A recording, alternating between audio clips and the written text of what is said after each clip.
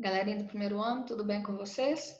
Nós vamos começar a nossa aula 10, lá na página 59, que é as camadas da Terra, tá certo?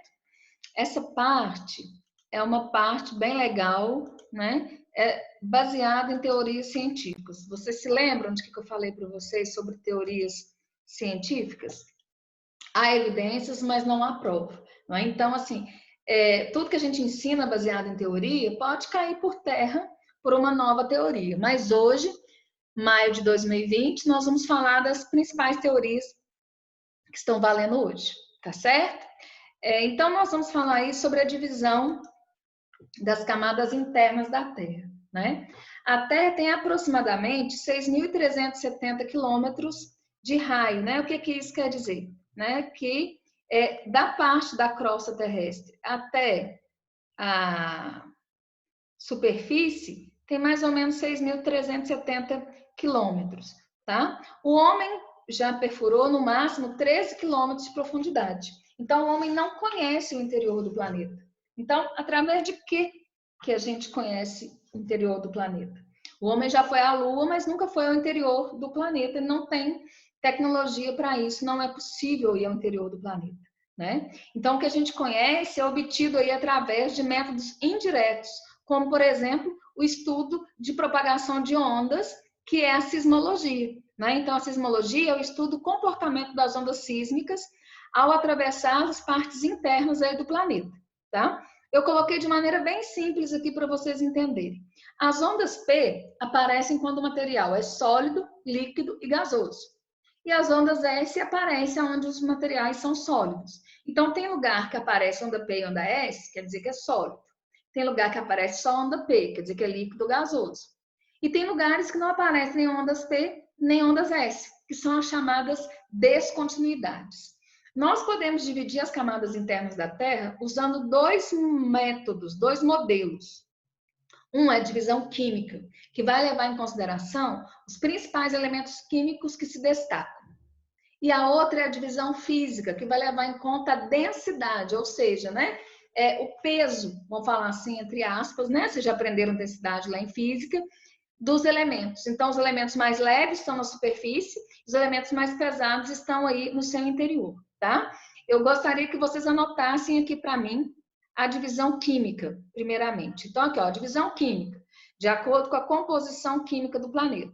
Então, nós temos a crosta, que se divide em crosta continental, onde nós temos o silício e o alumínio como elementos químicos que se destacam. Não quer dizer que são só esses, tem outros, tá? E a crosta oceânica, onde nós temos o silício e o magnésio, que são os elementos que se destacam. No manto, nós temos o ferro e o magnésio, e no núcleo, a grande concentração de níquel e ferro, por isso o núcleo também é chamado de NIF. Do ponto de vista físico, né, a divisão física, de acordo com a densidade, nós temos a litosfera, que é a crosta, logo abaixo a astenosfera, que é a parte superior do manto, que é separada do manto por uma descontinuidade, ou seja, não tem onda P nem onda S, é um vácuo, que é a descontinuidade de Morovich, que a gente pode escrever só Moro na prova para ficar mais fácil, tá? Depois vem a mesosfera, que é um manto propriamente dito, e a descontinuidade de Gutenberg, que separa o manto do núcleo, que é a endosfera. A endosfera, que é o núcleo, se divide em núcleo externo, que não é totalmente sólido, a descontinuidade Lehmann, que separa o núcleo externo do núcleo interno, e o núcleo interno, que é a parte mais dura e concentrada do planeta, chamada aí de grão, tá? Então, aqui, ó, divisão química, escrevam aí para mim na apostila de vocês, né? Crosta, manto, núcleo interno, núcleo externo. E a divisão física, litosfera, astenosfera, mesosfera e endosfera, tá? O que não tem aqui são apenas as descontinuidades. Aqui vai dar as características principais da divisão química. O núcleo, que é a camada central, a camada mais espessa, né? Você pode observar aqui até pelo desenho, não é? Ela tem 3.600 quilômetros de espessura, a densidade é 10,6 e a temperatura acima de 5.000 graus, tá? A parte interna aí do núcleo é sólida, a parte externa aí ela é como se fosse pastosa, né? O manto tem aproximadamente 2.900 quilômetros de espessura, uma densidade de 4,6 temperatura média em 3.500 graus centígrados, tá?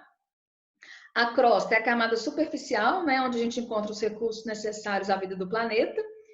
Ela tem de 7 a 70 quilômetros aproximadamente de espessura, tá? A densidade média é 2,8. A camada que está sobre o oceano é o cima, tá? E a camada da porção continental é o cial. A gente brinca assim, né? O cima fica embaixo, tá? Do ponto de vista da divisão física, nós temos aqui, ó, endosfera, que seria o núcleo, a mesosfera, que seria o manto, a astenosfera, que teria um aspecto mais fluido, né, do que a mesosfera, que estaria aí onde estão submersas as placas tectônicas, que são a litosfera, que é composta aí por essas camadas fragmentadas, tá? Eu costumo dizer para os meus alunos que se a gente fosse comparar as camadas da Terra, seria como se a Terra fosse um grande abacate, né? Um abacate no formato de uma laranja. Então, vamos usar a imaginação, né? Então, nós temos a Terra, onde a crosta seria a casca do abacate, sólida, né? Um manto, que seria a parte verde, a polpa do abacate, bem madurinho, né? Pastosa, não é líquido. E o núcleo, que seria o grão, né, que seria o núcleo, a parte sólida, né, a semente do abacate. Eu costumo dizer que quando a gente pega um abacate e sacode, a gente percebe se ele está maduro, né? Quando a semente do abacate está solta, quer dizer que o abacate está maduro, né? Então, eu costumo dizer que é como se fosse um abacate bem madurinho a terra, que ela caísse, né, fizesse aquelas rachaduras na casca do abacate, seria a placa tectônica, né, fragmentada, o manto, a polpa, e o núcleo seria a semente. E ainda tem a descontinuidade, que seria esse vácuo, quando a gente sacode ali o abacate, tá certo? As placas tectônicas. Desde o século XV, muitos cartógrafos falavam que os continentes tinham se movimentado. Mas foi em 1912 que um cientista alemão chamado Alfred Wegener desenvolveu uma teoria chamada teoria da deriva continental. O que a teoria da deriva continental fala? Que há mais ou menos 225 milhões de anos, todos os continentes estavam juntos num supercontinente que ele chamou de Pangeia, que quer dizer toda a Terra. Depois, esse supercontinente se dividiu em dois, há mais ou menos 200 milhões de anos, que seria Laurásia e Gondwana. Laurásia, as terras do hemisfério norte, e Gondwana, as terras do hemisfério sul, tá? Então, Laurásia, norte, e Gondwana, o sul, tá? Há 135 milhões de anos, outra divisão. No período Cretáceo, há 65 milhões de anos, nós teríamos uma outra divisão, que seria mais aproximada ao que nós temos hoje no planeta, tá? Na época dos dinossauros. E hoje? Quais foram as evidências que o Wegener usou para elaborar a sua hipótese? Principalmente o encaixe dos continentes e evidências paleontológicas. Ele observou, por exemplo, que os fósseis que tinha na América do Sul eram muito parecidos com os fósseis que tinha no continente africano. Mas ele não soube responder uma pergunta, que era como que os continentes se movimentavam. Naquela época, ninguém falava em placa tectônica, achava que a Terra era uma grande bola de rocha. Não é? Então, a teoria dele ficou esquecida, ficou como se ele tivesse errado. Quase 50 anos depois, os métodos científicos, né, que possibilitaram conhecer o fundo dos oceanos, saber que a espessura do fundo dos oceanos é mais fina que a placa tectônica do que as placas continentais, né, possibilitaram a teoria das placas tectônicas. Gostaria que vocês escrevessem para mim, né, a teoria da tectônica das placas. A teoria das placas tectônicas, na verdade, ela vai confirmar a ideia do Wegener. Ela vai falar o seguinte, que a Terra é dividida em camadas, que a camada superior, que é a crosta, ela não é inteiriça, ela é dividida em pedaços que flutuam sobre o magma, né? E por que essas placas não afundam? Por causa da densidade. Se você voltar lá para você ver, a densidade da crosta é 2,8, já a densidade do manto é 4,6. Não é? Então, existe o que a gente chama de equilíbrio isostático, tá? O corpo de menor densidade flutua sobre o corpo de maior densidade. Só que por que se movimenta? Devido ao movimento convectivo do magma. O magma se movimenta embaixo da placa tectônica, como se ele quisesse sair, e ao se movimentar, ele leva junto as placas tectônicas. Então, responsável pela movimentação das placas tectônicas, que o Wegener não sabia explicar por que os continentes se moviam, é o magma do interior da astenosfera, tá? Então, escrevam aí para mim, movimento convectivo do magma. Essas placas tectônicas, elas hoje a gente tem mapas, né, que mostram como esse aqui, ó, não é? Esse mapa das placas tectônicas. Isso hoje é comprovado, inclusive, com medições via satélites, onde é possível determinar onde estão aí as emendas dessas placas tectônicas. As principais atividades, como vulcanismo e terremotos, acontecem justamente no ponto de contato dessas placas tectônicas. Então, por exemplo, aqui, né, que é o Círculo de Fogo do Pacífico, ó, aonde tem a maior parte da atividade vulcânica e de terremotos do mundo, tá? No meio das placas tectônicas, isso é mais difícil de acontecer. As setinhas aqui mostram o sentido dos movimentos das placas tectônicas, que podem ser divergente, quando uma placa vai para um lado, outra placa vai para o outro. Convergente, aqui faltou uma setinha, né? Então, uma placa vindo para cá e a outra está indo para cá, então elas estão batendo de frente. Convergente é uma batendo de frente com a outra. E a transformante, quando é uma está deslizando lateralmente uma do lado da outra, né? Nos limites convergentes ou destrutivos, o que vai acontecer? Formação de grandes cadeias de montanhas, atividade sísmica e vulcânica. Por exemplo, a cordilheira aí dos Andes, não é? Quando são duas placas continentais, vão se formar, aqui tá, o desenho está melhor, né? Ó, movimento convergente, uma setinha batendo de frente com a outra, não é? Quando é uma placa oceânica com uma placa continental, forma uma fossa oceânica aqui, e aqui vai formar uma cordilheira. Quando são duas placas continentais, como acontece, por exemplo, na Euroasiática com a Hindu, nós vamos ter a formação lá da cordilheira do Himalaia, tá? Quando os limites são divergentes ou construtivos, não é? Uma placa tectônica está indo para um lado, outra placa tectônica está indo para o outro.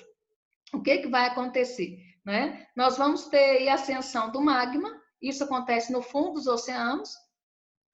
Então, vai ser formada aqui uma nova cadeia de montanhas submersa, né? Nesse caso aqui, ela é chamada de cadeia mesoatlântica, dorsal mesoatlântica. Então, daqui a alguns milhões de anos, não será possível passar da América para a África, porque vai ter uma cadeia de montanhas aqui no meio, tá? E os limites transformantes são aqueles que acontecem no ritmo mais acelerado, porque os limites divergentes e convergentes, eles acontecem de 2 a 4 centímetros por ano, então a gente não percebe. Já os limites transformantes, eles vão gerar atrito e tensão entre as placas tectônicas, né? Formação de falhas, tá? Nos limites dessas placas, e também grandes atritos que vão levar aí aos grandes abalos sísmicos, que são os grandes terremotos, tá? Aqui tem mostrando para nós a falha de Santo Andrés, né? O Santo André, na Califórnia. Tem um texto aqui todo mostrando como que ela vem evoluindo, e aqui fala: apesar dos boatos, a Califórnia não se afundará no Pacífico. Em vez disso, ela vai se deslizar sempre para o norte. Daqui 15 bilhões de anos, Los Angeles, se existir, será um subúrbio de São Francisco. Então, olha aqui, onde está Los Angeles e onde está São Francisco. Então, essa parte aqui está subindo. Então, aqui em Los Angeles vai encostar aqui em São Francisco. Aqui nós temos uma foto mostrando a falha de Santo Andrés, né? Então, a gente tem até um filme que chama Falha de Santo Andrés, né? Terremoto, a Falha de Santo Andrés, que é um filme novo, muito legal, principalmente ao princípio do filme, né? Quando o The Rock começa a usar lá um barquinho para vencer um tsunami, o trem fica sem base. Mas o princípio do filme é muito legal. As teorias sismológicas lá, né? As teorias geológicas são muito interessantes. Eu até gostaria que vocês assistissem, tá? Com esses olhares geográficos. E por fim aqui, eu vou passar os deveres para vocês, que é a página 338 a 341, e o caderno de exercício, capítulo 7, o restante, que é do número 5 ao número 15. Então, deveres é assistir o filme Terremoto, Falha de San Andrés, e fazer essas atividades aqui para mim, tudo bem?